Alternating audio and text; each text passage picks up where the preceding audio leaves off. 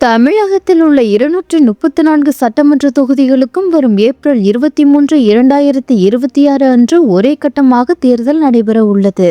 இதற்கான வேட்புமனு தாக்கல் மார்ச் 30ஆம் தேதி தொடங்கி ஏப்ரல் 6ஆம் தேதி வரை நடைபெறும் என்று தமிழக தலைமை தேர்தல் அதிகாரி அர்ச்சனா பட்நாயக் அறிவித்துள்ளார். தேர்தலுக்கு பிறகு வாக்கு எண்ணிக்கை மே 4ஆம் தேதி நடைபெற்று அன்றே முடிவுகள் அறிவிக்கப்பட உள்ளன. தேர்தல் தேதி அறிவிக்கப்பட்டுள்ளதால் தமிழகம் முழுவதும் நடத்தை விதிகள் உடனடியாக அமலுக்கு வந்துள்ளன.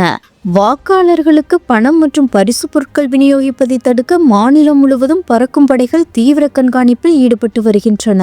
பொதுமக்கள் மற்றும் வணிகர்கள் தங்களின் தனிப்பட்ட தேவைகளுக்காக பணம் கொண்டு செல்லும் போது உரிய ஆவணங்களை உடன் வைத்திருக்க வேண்டும் என்று அறிவுறுத்தப்பட்டுள்ளது. குறிப்பாக நகை வாங்குவதற்காக அதிக அளவில் பணம் எடுத்துச் செல்பவர்கள் அதற்கான முறையான ரசீது அல்லது ஆவணங்களை வைத்திருக்க வேண்டும் என்றும், உரிய ஆவணங்கள் இருக்கும் பட்சத்தில் சோதனையின் போது கைப்பற்றப்படும் பணம் எவ்வித இடையூறுமின்றி திரும்ப ஒப்படைக்கப்படும் என்று அர்ச்சனா பட்நாயக் உறுதியளித்துள்ளார்.